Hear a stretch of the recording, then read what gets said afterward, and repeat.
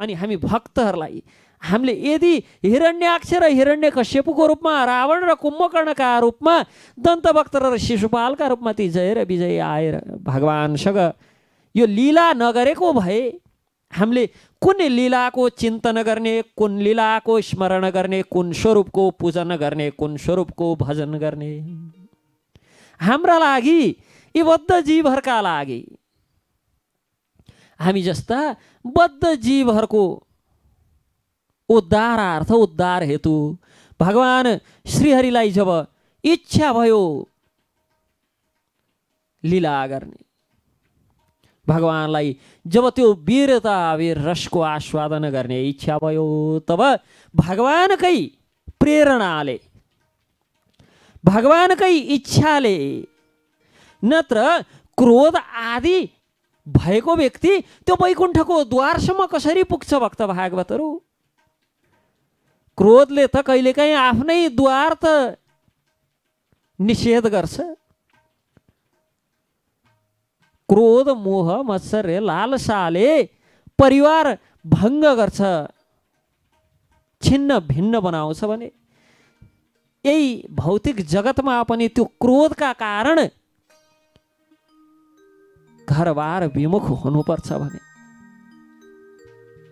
त्यो वैकुण्ठ क्रोधीहरूलाई कसरी त्यति सहजतापूर्वक प्राप्त हुन्थ्यो? भक्त भागवतहरू, यो त भगवानकै इच्छाले, भगवानकै प्रेरणाले सत क्रोध प्रकट भयो र त्यो भगवानको प्रेरणाले प्रकट भएको सतक्रोधबाट जय र विजय यो जगतमा आएर भगवान श्रीहरिसँग वीर रस, भगवानलाई वीर रसको माध्यमद्वारा सेवा गर्ने अवसर प्राप्त भयो।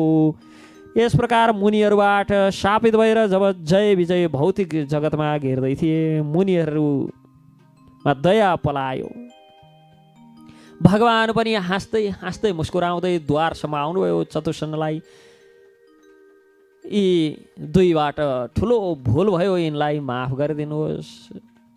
यता जय विजय पनि दुई हात जोडेर मुनिहरूसँग माफी मागे पछाडि ती मुनिहरूमा दया पलायो र सम्बोधित गर्दै भन्छन्, ये द्वारपालहरू 3 जन्म पश्चात वैकुण्ठ लोकमा आफ्नो आफ्नो पदमा आउनु, किनभने श्रापको अवधि 3 जन्म पश्चात समाप्त हुन्छ। र जज्ञाते तौदिते पुत्रौ दैत्य दानव वन्दितौ हिरण्यकश्यपुर ज्येष्ठो हिरण्याक्षो अनुजस्तत। श्री भगवानका यी दुई पार्षदहरू जय तथा विजय तत्पश्चात दितिका 2 पुत्रको रूपमा जन्म लिएर यो भौतिक जगतमा अवतरित भए। त्यो पनि आफ्ना पतिको भनाइ नसुनेका कारण सन्ध्याको समयमा गरेको कार्यको फल स्वरूप फलीभूत भएर हिरण्यकश्यपुर जेठो हिरण्यकश्यपु एवं हिरण्याक्षो अनुजस्तत हिरण्याक्ष कान्छो 2 भाइको रूपमा अवतरित भए। यो भौतिक जगतमा समस्त दैत्य तथा दानव आसुरी योनिद्वारा दुवैको अत्याधिक सम्मान हुने गर्थ्यो, किनभने बलमा बुद्धिमा यी दुवैलाई अरू कसैले जित्न सक्दैनथे। जो भगवान श्रीकृष्ण चन्द्रका, भगवान श्री नारायणका, भगवान श्री विष्णुका निज पार्षद थिए नि भक्त भागवतहरू। यसकारण अत्यन्त बलशाली, अत्यन्त पराक्रमी अहतो हिरण्यकश्यपुर हरिणा सिंहरूपिणा हिरण्याच्योधरोद्धारे विव्रता शौकरम बपु। के भयो त पूर्ण पुरुषोत्तम भगवान श्रीहरिले नृसिंहदेवको रूपमा प्रकट भएर हिरण्यकश्यपको वध गर्नुभयो। जब भगवान गर्भदक सागरमा डुबेको पृथ्वीको उद्धार गर्न जानुभयो, तब हिरण्याक्षले रोक्ने प्रयत्न गरेका कारण तत्पश्चात भगवान श्री वराहको स्वरूपमा प्रकट भएर हिरण्याक्षको वध गर्नुभयो। हिरण्यकश्यपु पुत्रम प्रहलाद केशव प्रियम जिगाम सुरकरो नानाये तथा मृत्यु हे तबै। हिरण्यकश्यपुले आफ्नो पुत्र भक्त प्रहलाद, जो भगवान विष्णुका महान भक्त केशव प्रियम, केशवका अनन्य प्रेमी केशव प्रिय, उहाँलाई मार्न नाना प्रकारको त्रास आदितम सर्वभूतात्मभूतम प्रशान्तम समदर्शनम भगवत तेजसा स्पृष्टम नाशक्नोत् तन्तुमुद्दमै। समस्त जीवका परमात्मा भगवान गम्भीर शान्त तथा समदर्शी हुनुहुन्छ।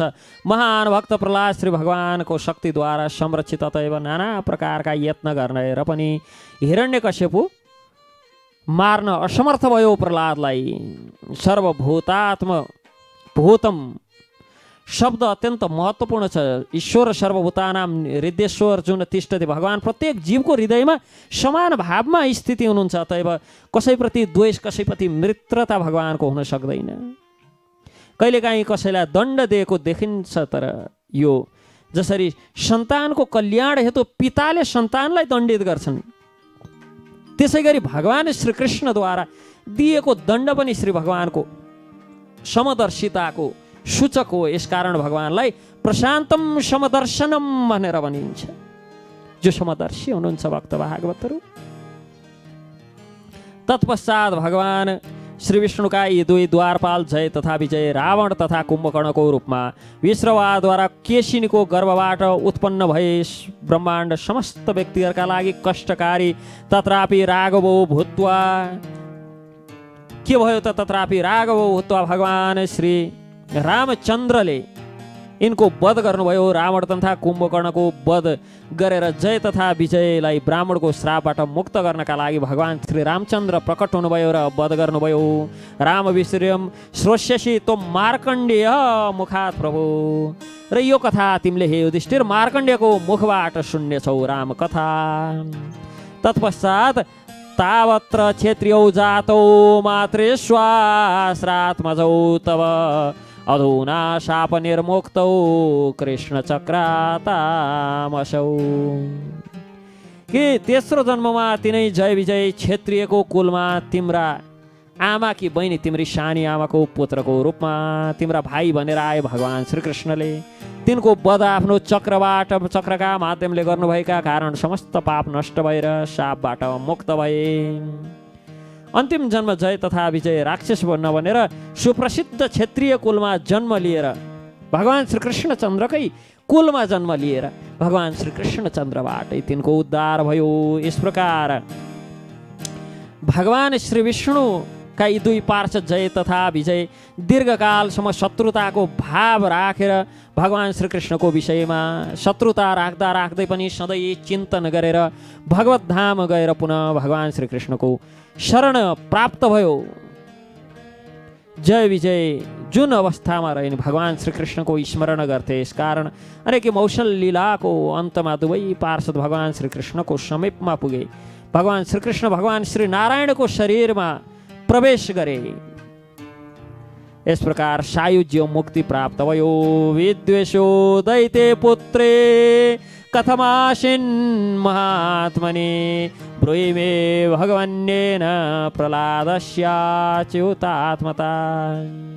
युधिष्ठिरलाई अब बडो संशय हुन्छ, प्रश्न गर्नुहुन्छ, हे नारद मुनि, हिरण्यकश्यपु तथा प्रिय पुत्र भक्त प्रहलाद महाराजको बीचमा यस्तो शत्रुता के थियो कि पुत्र त पिताका लागि स्वयं भन्दा पनि प्रिय हुन्छन् भने स्वयंको प्राण स्वयंको शरीर भन्दा प्रिय पुत्र र पिता बीच यस्तो वैरता कसरी आयो? भक्त प्रहलाद भगवान श्रीकृष्णका यस्ता ठुला भक्त कसरी बने?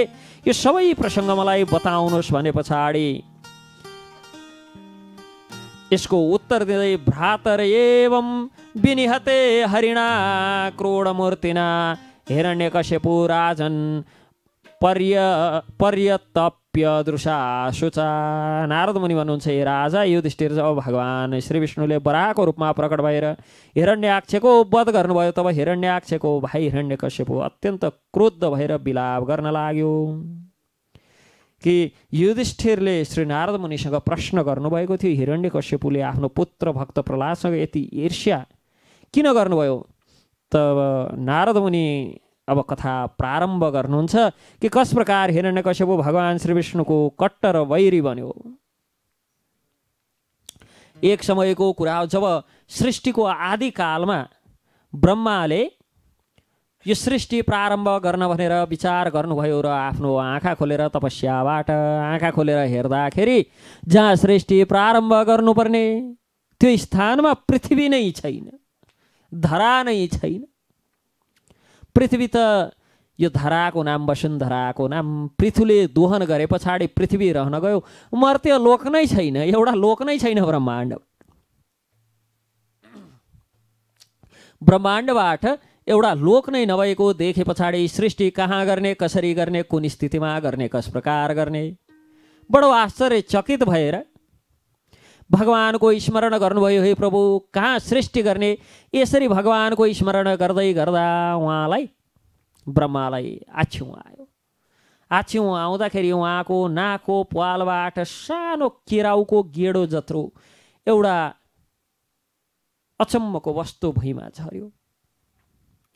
त्यो वस्तु ब्रह्माले के झर्यो नाकबाट, यस्तो के खस्यो, कुन वस्तु हो, कुन चिज हो, के कारणले झर्यो, यस्तो विचार गरेर हेर्दा हेर्दै त्यो सानो केराउको दानो जस्तो झरेको वस्तु यसरी विकराल स्वरूप धारण गर्न लाग्यो। बिस्तार बिस्तार हेर्दै जानुभयो, बढ्दै जाँदैछ। सुँगुरको स्वरूप छ, शुकरको स्वरूप छ, बराह अवतार भगवान। त्यो शुकरको स्वरूप यसरी बढ्दै गयो। नाकबाट झरेको केराउको दानो जस्तो वस्तु बढ्दै बढ्दै गएर ब्रह्माको घुँडासम्म, ब्रह्माको कम्मर छाती हुँदै ब्रह्मा समान र ब्रह्माभन्दा ठुलो विशाल स्वरूप, विकराल स्वरूप धारण गर्दै ब्रह्मा तति बरादेव भगवानको सानो बुढी औँलाको, खुरको बुढी औँला जत्रो देखिन लाग्नुभयो। ब्रह्मा यो अद्भुत आश्चर्य स्वरूप देखेर भगवान विष्णुकै कुनै चमत्कार हुनुपर्छ, अद्भुत लीला हुनुपर्छ, यति विचार गरेर कमण्डलुबाट जल आदि लिएर भगवानको चरण प्रक्षालन आदि गरेर विधिवत भगवानको पूजन गर्नुभयो। भगवान बरादेव लगेर पातालमा राखेको थियो पृथ्वीलाई हिरण्याक्ष नाम गरेको दैत्यले। त्यो हिरण्याक्ष नाम गरेको दैत्यले पातालमा लगेर राखेको पृथ्वीको उद्धार गर्न भनेर जानुभयो। गएर त्यो पाताल लोकबाट पृथ्वीलाई आफ्ना यी सिंह अगाडि थुतुनमा आएका दुईटा सिंहको बीचमा पृथ्वीलाई अड्याएर के गर्नुभयो त भन्दा लिएर माथि आउनुभयो। जसै माथि आउन लाग्नुभयो, आउँदै गर्दाखेरि भगवान लिएर आउँदै हुनुहुन्थ्यो। हिरण्याक्ष पछाडि पछाडि दगुर्दै लखेड्दै आयो। ए पख, मेरो पृथ्वीलाई चोरेर कहाँ लिएर जाँदैछस्? मेरो त सजाउने, हामी टेबलमा ग्लोबलाई सजाउँछौँ नि, त्यसै गरी लगेर दरबारमा सजाएको थियो।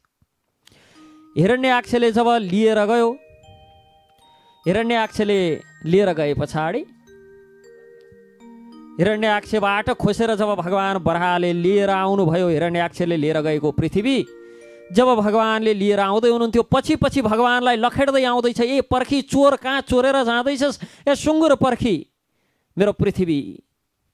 यस प्रकार भगवानले आफ्नो धर्म निभाउने कार्यमा लाग्नुभयो। के गर्नुभयो त? हिरण्याक्षतिर फर्केर हिरण्याक्षको वध गर्ने, युद्ध गर्नेतिर लाग्नु भएन। पृथ्वीलाई ल्याएर आफ्नो कक्षमा स्थापित गरिदिनु भयो। पृथ्वी जुन स्थानमा हुनुपर्ने त्यही स्थानमा पृथ्वीलाई राखेर, पृथ्वीलाई जुन कक्षमा राख्नुपर्ने त्यहाँ स्थापित गरेर तत्पश्चात हिरण्याक्षतर्फ फर्केर हिरण्याक्ष युद्धका लागि ललकार्दै हातमा गदा घुमाउँदै भगवानलाई प्रहार गर्न भनेर आयो। बडो वेगले हिरण्याक्षले भगवान श्री बराहदेवलाई प्रहार गर्यो। प्रहार गरेको त्यो गदा विफल भयो। भगवान आफ्नो स्थानबाट एक डेग पछाडि अगाडि सर्नु भएन, हलचल गर्नु भएन। तत्पश्चात भगवानले बडो वेगले त्यसको शिरमा एक झापड हिर्काउनु भएको थियो। झापड हैन, खुरले हिर्काउनु भयो, मुक्का। अब यस्तो हाम्रो जस्तो हात भएदेखि झापड हुन्थ्यो, भगवानको त खुर थियो। प्राण पखेरु हिरण्याक्षको उड्यो, हिरण्यकश्यपको मृत्यु भयो। हिरण्यकश्यपको वध पश्चात यो देखेर जब आफ्ना आहचेदम रुषापूर्ण क्रोधले भरिएर आफ्नो ओठ आफैले टोक्दै हिरण्यकश्यपु क्रोधले जल्दै गरेका आँखाले आकाशतर्फ हेरेर सम्पूर्ण आकाश धुमिल भयो भन्न लाग्यो। कराल दंष्ट्रो गदृष्ट्या आफ्नो भयानक दाँत, उग्र दृष्टि तथा रोषपूर्ण आँखी भौँ टेढो पारेर भयानक आफ्नो त्रिशूल धारण गरेर एकत्र भएका आफ्ना असुर सङ्गीहरूसँग हिरण्याक्षको वधको बदला कसरी लिने भनेर चर्चा गर्न लाग्यो, जसको जो प्रसङ्ग हामी भोलिको सत्रमा श्रवण गर्नेछौँ। आरतीको समय भइसकेको छ। ओम अज्ञानतिमिरन्दस्य ज्ञानञ्जनशलाकया चक्षुरुन्मिलितं येन तस्मै श्रीगुरवे नमः। श्रीचैतन्यमनोभीष्टं स्थापितं येन भूतले स्वयं रूपकदा मह्यं ददाति स्वपदान्तिकं। वन्देऽहं श्रीगुरो श्रीयुतपदकमलं श्रीगुरुन् वैष्णवांश्च श्रीरूपं साग्रजातं सगणरघुनाथान्वितां तं सजीवम् साद्वैतं सावधूतं परिजनसहितं कृष्णचैतन्यदेवं श्रीराधाकृष्णपादान् सगणललिता श्रीविशाखान्वितांश्च। नमो विष्णुपादाय कृष्णप्रेष्ठाय भूतले श्रीमते भक्तिवेदान्त स्वामिन् इति नामिने। नमस्ते सरस्वती देवे गौरवाणी प्रचारिणे निर्विशेष शून्यवादी पाश्चात्य देशतारिणे। नमो विष्णुपादाय कृष्णप्रेष्ठाय भूतले श्रीमते भक्तिसिद्धान्त सरस्वती इति नामिने। श्रीवार्षभानवी देवी दैताय कृपाब्धये कृष्णसम्बन्धविज्ञानदायिने प्रभवे नमः। माधुर्योज्ज्वल प्रेमाढ्य श्रीरूपानुगभक्तिद श्रीगौरकरुणाशक्ति विग्रहाय नमस्तुते। नमस्ते गौरवाणी श्रीमूर्तय दिनतारिणे रूपानुगविरुद्धाप सिद्धान्तध्वन्तहारिणे। नमो गौरकिशोराय साक्षात् वैराग्यमूर्तये विप्रलम्बरशाम्बोदे पादम्बुजाय ते नमः। नमो भक्तिविनोदाय सच्चिदानन्दनामिने गौरशक्तिस्वरूपाय रूपानुगवराय ते। गौराविर्भावभूमेस्त्वं निर्दिष्टा सजनप्रिय वैष्णव सार्वभौम श्रीजगन्नाथाय ते नमः। वाञ्छाकल्पतरुभ्यश्च कृपा सिन्धुभ्य एव च पतितानां पावनेभ्यो वैष्णवेभ्यो नमो नमः। नमो महावन्याय कृष्ण प्रेम प्रदायते कृष्णाय कृष्णचैतन्य नाम्ने गौरतुषे नमः। नित्यानन्दमहं वन्दे कर्णे लम्बितकुण्डलं चैतन्यग्राजरूपेण पवित्रीकृतभूतलम्। नीलाचलनिवासाय नित्याय परमात्मने बलभद्रसुभद्राभ्यां जगन्नाथाय ते नमः। उग्रं वीरं महाविष्णुं ज्वालन्तं सर्वतोमुखं नृसिंहं भीषणं भद्रं मृत्युर्मृत्युं नमाम्यहम्। पञ्चतत्त्वात्मकं कृष्णं भक्तरूपस्वरूपकं भक्तावतार भक्ताख्यं नमामि भक्तशक्तिकम्। हे कृष्ण करुणा सिन्धु दीनबन्धो जगत्पते गोपेश गोपिका कान्त राधाकान्त नमस्तुते। तप्त काञ्चन गौरांगी राधे वृन्दावनेश्वरी वृषभानुसुते देवी प्रणमामि हरिप्रिये। जयतां सुरतौ पंगोर मत्सर्वस्वपदाम्भोजौ राधा मदन मोहनौ दिव्यवृन्दरण्यकल्पद्रुमाद श्रीमद्रत्नगार सिंहासनस्थौ श्रीमद्राधाश्रीलगोविन्ददेवौ पृष्ठालिविसेव्य मनौ स्मरामि। श्रीमन्रासरसारम्भे वंशीभटतटस्थित कर्षणवेणुर्शनैर्गोपी गोपीनाथ श्री अस्तु न। जय श्री कृष्ण चैतन्य प्रभु नित्यानंद श्री अद्वैत गदाधर श्रीवासादि गौर भक्तवृंद। हरे कृष्ण कृष्ण कृष्ण हरे हरे हरे राम राम राम हरे हरे। सच्चिदानंद रूपाय विश्वोत्पत्त्यादिहेतवे तापत्रय विनाशाय श्रीकृष्णाय वयं नमः। त्रैलोक्य चैतन्यमयादिदेव श्रीनाथ विष्णो भवदाज्ञयैव प्रातः समुत्थाय तव प्रियार्थं संसारयात्रम् अनुवर्तयिष्यामि। सुप्त प्रबोधितो विष्णो ऋषिकेशेन यत्त्वया यद्यत् कारयसे कार्यं तत्करोमि तुदाज्ञया। वागीशायस्य वदने लक्ष्मीर्यस्य च वक्षसि यस्यास्ते हृदय संवेत् तं नृसिंहम् अहं भजे। प्रह्लाद हृदयालादं वक्तवेद्याविदारणं शरदिन्दुरुचिं वन्दे पारेन्द्रं वदनं हरिम्। अमुग्रं वीरं महाविष्णुं ज्वालन्तं सर्वतोमुखं नृसिंहं भीषणं भद्रं मृत्युर्मृत्युं नमाम्यहम्। ओम नमो भगवते वासुदेवाय। ओम नमो भगवते वासुदेवाय। ओम नमो भगवते वासुदेवाय।